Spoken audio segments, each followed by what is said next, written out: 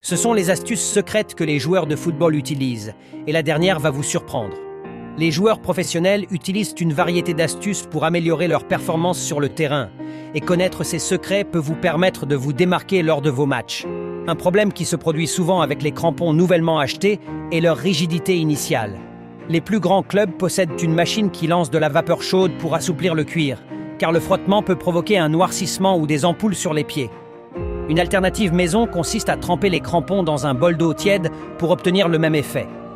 Utiliser des chaussettes épaisses est aussi une astuce que certains joueurs adoptent. Des stars comme Bale et Coutinho en sont des exemples. Cette astuce peut sembler dénuée de sens, mais elle aide réellement les joueurs. Et le point clé est que les chaussettes plus fines donnent à l'athlète une sensation de plus grande liberté. C'est autorisé par les règles de la FIFA, tant que les chaussettes continuent à recouvrir les protèges tibias. Une autre astuce très populaire actuellement consiste à couper la partie de la chaussette qui se trouve sur le pied. Les joueurs remplacent cette partie par une chaussette antidérapante, car le matériau d'origine est très fin.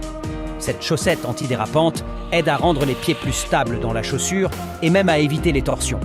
Neymar le fait à chaque match, précisément à cause des blessures qu'il a subies. Le footballeur le plus cher du monde il y a 20 ans, alors voici les 10 joueurs les plus chers du monde en 2005. En 10e position, Ronaldo, le phénomène du Real Madrid, valait 35 millions d'euros. Un monstre sur le terrain, une légende du football moderne. En 9e position, Patrick Vieira, le milieu de la Juventus, affichait la même valeur, 35 millions d'euros, symbole de puissance et de leadership. En 8e position, Gianluigi Buffon, le gardien de la Juve, lui aussi estimé à 35 millions d'euros, une somme énorme pour un gardien à l'époque. En 7e position, Michael Ballack, star de Chelsea, valait également 35 millions d'euros. Un milieu complet, à la fois technique et puissant. En 6e position, Wayne Rooney, le jeune prodige de Manchester United, coûtait 37 millions d'euros. Une star montante du football anglais. En 5e position, Andriy Shevchenko, du Milan AC, 38 millions d'euros. L'un des attaquants les plus redoutés d'Europe. En 4e position, Michael Essien, de Chelsea, valait lui aussi 38 millions d'euros.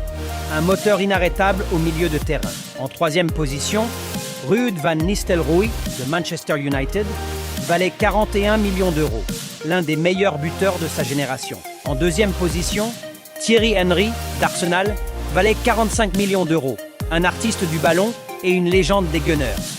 Et enfin, en 1re position, Ronaldinho Gaúcho, du FC Barcelone, était le joueur le plus cher du monde en 2005, avec une valeur de 50 millions d'euros.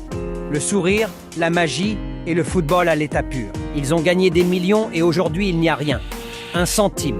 C'est l'histoire impactante de 3 footballeurs millionnaires qui ont tout perdu. Numéro 1, Ronaldinho. Ballon d'or. Idole du Barça. Magicien du football. Il gagnait des millions chaque année, sponsorisé par Nike, et apparaissait dans des annonces dans tout le monde. Et pourtant, en 2020, il a été arrêté au Paraguay avec un passeport faux. Et là vient le show. Les autorités ont trouvé qu'il n'y avait que 5 € avec 63 centimes sur son compte. Oui, 5 €. Il a dû vendre bien et dépendre de ses amis pour payer la caution. Son image a été gravement dégradée. Numéro 2, Adriano, le roi de Milan. La terreur des défenseurs. Après la mort de son père, il s'est effondré. Il a repris l'Inter. Il a repris les favelas de Rio. Il s'est isolé du monde du football. Et il a gaspillé tout son argent en alcool, armes et fêtes. Aujourd'hui, il vit presque à la marge de la société. Un empereur converti en un simple souvenir. Numéro 3, Eric Djemba Djemba. À Manchester United, il comprenait 75 000 € par semaine. Aujourd'hui, en faillite totale. Il a perdu tout. Voiture, maison, investissement raté. Il a confié qu'il n'y avait pas d'argent à l'époque.